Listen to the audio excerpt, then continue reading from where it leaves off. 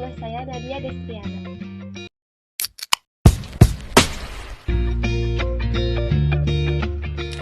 Halo, perkenalkan, nama saya Nadia Fitriani. Perkenalkan, nama saya Nadia Nur Amalia.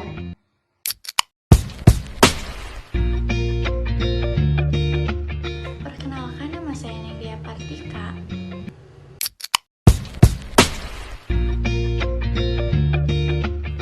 Perkenalkan, nama saya Neng Susilawati.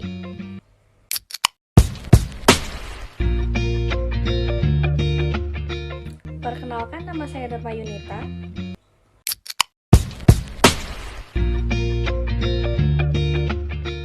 Perkenalkan, nama saya Nita Natalia. Di sini saya akan menjelaskan mengenai pengertian e-learning. E-learning adalah sebuah proses pembelajaran yang berbasis elektronik. Salah satu media yang digunakannya adalah jaringan komputer. Dengan dikembangkannya di jaringan komputer memungkinkan untuk dikembangkan dalam bentuk berbasis web, sehingga kemudian dikembangkan ke jaringan komputer yang lebih luas yaitu internet. Inilah makanya sistem e-learning dengan menggunakan internet disebut juga Internet Enabled Learning. E-learning merupakan gabungan dari dua kata, yaitu elektronik dan pembelajaran.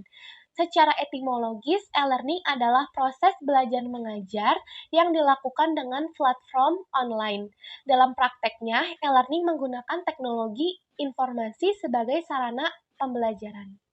Komponen-komponen yang membentuk e-learning. Yang pertama ada infrastruktur e-learning. Infrastruktur e-learning dapat berupa personal komputer atau PC, jaringan komputer, internet, dan perlengkapan multimedia. Dan sudah termasuk di dalamnya peralatan telekonferensi apabila kita memberikan layanan synchronous learning melalui telekonferensi. Yang kedua adalah sistem dan aplikasi e-learning. Sistem perangkat lunak yang memvirtualisasi proses belajar mengajar konvensional, bagaimana manajemen kelas, pembuatan materi atau konten, forum diskusi, sistem penilaian atau rapor, sistem ujian online, dan segala fitur yang berhubungan dengan manajemen proses belajar mengajar. Yang selanjutnya, saya akan memaparkan tentang pembelajaran e-learning. Karakteristik penggunaan e-learning diantaranya adalah pertama, memanfaatkan jasa teknologi elektronik, di mana pengguna atau guru dan siswa, siswa dan siswa atau guru dan guru dapat berkomunikasi dengan mudah dan tanpa dibatasi oleh peraturan yang berlaku. Kedua, memanfaatkan kelebihan dari perangkat komputer seperti media digital dan jaringan komputer.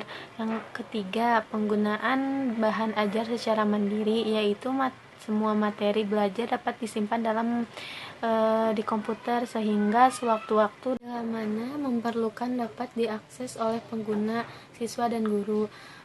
Terus di mana dan kapan saja. Keempat, memanfaatkan jadwal pembelajaran, kurikulum, hasil belajar dan lain-lain.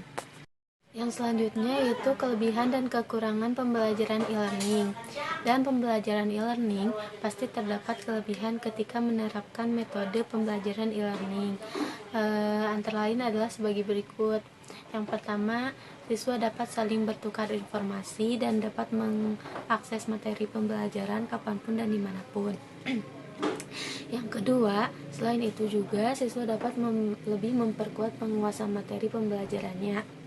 Yang ketiga, murah hanya dengan bermodalkan paket data dan internet saja siswa atau siswi dapat mengakses materi pembelajaran yang mereka inginkan tanpa harus khawatir ketinggalan pembelajaran apabila tidak hadir. Yang keempat, wawasan tidak terbatas karena dengan melakukan e-learning, siswa dan siswi akan selalu menemukan hal yang semula mereka tidak ketahui.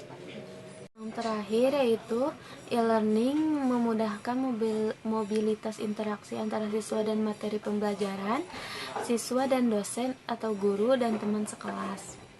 Menurut Bullen tahun 2001 dan Bin 1997, kelebihan dan kekurangan e-learning adalah satu, kurangnya adanya interaksi antara guru dan siswa atau antara siswa dengan siswa sendiri. yang menyebabkan memperlambat terbentuknya values dalam proses kegiatan belajar mengajar atau KBM. Yang kedua, adanya kecenderungan terabaikan aspek akademik atau aspek sosial dan sebaliknya mendorong tumbuhnya aspek komersial atau bisnis. Yang ketiga, lebih cenderung ke arah pelatihan daripada pendidikan pada proses kegiatan belajar mengajar KBM. Yang keempat, adanya perubahan akan peran guru yang semula menguasai teknik pembelajaran konvensional. Saat ini dituntut untuk mengetahui teknik pembelajaran yang menggunakan teknologi informasi dan komunikasi. Yang kelima, siswa yang tidak mempunyai motivasi belajar yang tinggi cenderung mengalami kegagalan. Yang keenam, tidak semua tempat ada fasilitas internet. Proses penggunaan akun e-learning ASM Kencana Bandung mahasiswa. 1. Akses https://asmkencana.ac.id e-learning.asm atau bisa juga mencarinya di Google dengan memasukkan kata kunci e-learning ASM Kencana Bandung untuk login ke e-learning ASM Kencana Bandung. Pada saat login, mahasiswa wajib memiliki akun e-learning terlebih dahulu. Jika belum memiliki akun, silakan untuk membuat akun e-learning dengan cara klik buat akun, lalu mengisi sesuai kolom yang sudah disediakan, seperti login, kata sandi, dan yang lainnya. Setelah semua terisi, klik daftar. Selanjutnya, nomor 2 dalam proses penggunaan akun e-learning ASMKB mahasiswa, yaitu bagi yang sudah mempunyai akun e-learning ASMKB, silakan login dengan menggunakan nama atau username dan password yang kamu miliki. Jika sudah terisi dan sudah sesuai nama dan passwordnya, lalu klik login. Proses penggunaan akun e-learning ASMKB mahasiswa yang ketiga, jika lupa kata sandi akun e-learning ASM Kencana Bandung, silakan klik lupa kata sandi pada halaman utama e-learning. Lalu akan muncul kolom atur ulang kata sandi dan isi kolom tersebut dengan menggunakan login, username, atau email. Setelah itu klik kirim. Yang keempat, dalam proses penggunaan akun e-learning ASMKB mahasiswa yaitu, jika ada pertanyaan atau ada kendala mengenai e-learning, silakan klik hubungi kami pada halaman utama e-learning dan mengisi sesuai kolom yang disediakan, seperti email, judul pesan, teks, atau isi pesan. Setelah terisi semua, lalu klik kirim. Penggunaan akun e-learning ASMKB. Yang kelima, jika ingin mengetahui apa saja mata kuliah yang ada pada e-learning ASMKB, silahkan klik daftar pelajar lalu akan muncul halaman awal yaitu kursus beserta nama mata kuliah, kelas, dan juga nama dosen yang mengajar. Jika sudah login pada akun e-learning ASMKB, akan muncul kursus saya yaitu mata kuliah, kelas, dan nama dosen yang mengajar.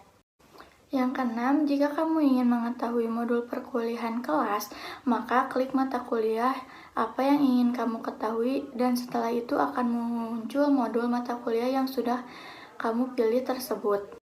Yang ketujuh, untuk mengumpulkan tugas mata kuliah yang diberikan oleh dosen, kamu bisa mengupload filenya melalui proyek yang sudah dibuat oleh dosen melalui e-learning ASMKB.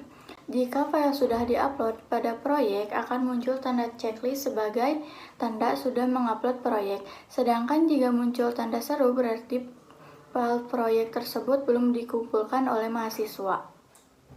Perangkat yang ada pada e-learning ASMKB, kamu bisa melihat perangkat yang ada pada e-learning di samping kanan terdiri dari panel instrumen, kunci kelompok atau pelajar, katalog kursus, pesan, laporan, forum, dan kalender. Yang pertama ada panel instrumen. Jika kita mengklik panel instrumen pada perangkat e-learning ASM Kencana Bandung, maka akan muncul info pribadi seperti akun data dan proses belajar.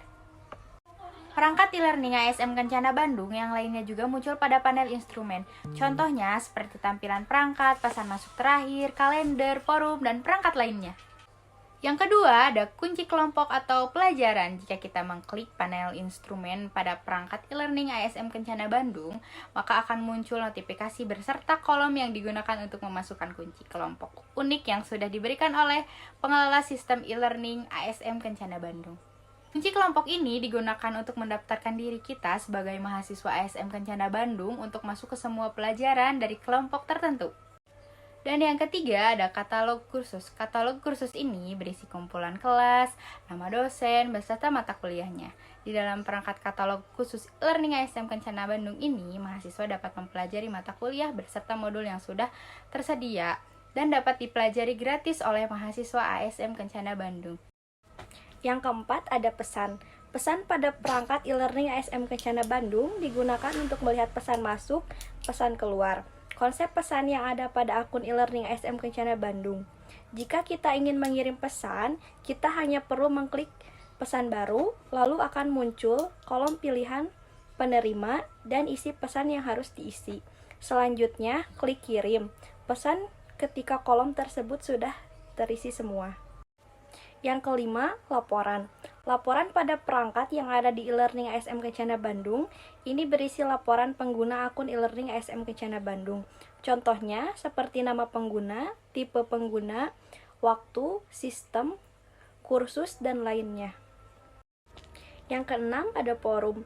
Fitur forum bertujuan untuk melakukan diskusi atau berbagi pengalaman yang telah dilakukan agar pengetahuan yang didapat dapat dibagikan kepada peserta yang lainnya. Fitur forum ini sangat berguna bagi proses pembelajaran online karena di dalamnya antara siswa dengan dosen dapat melakukan komunikasi. Selanjutnya yaitu kalender. Kalender digunakan untuk melihat keterangan tanggal, bulan, dan juga tahun. Pada bagian e-learning ASM KB ada beberapa tampilan event kalender yang bisa ditampilkan.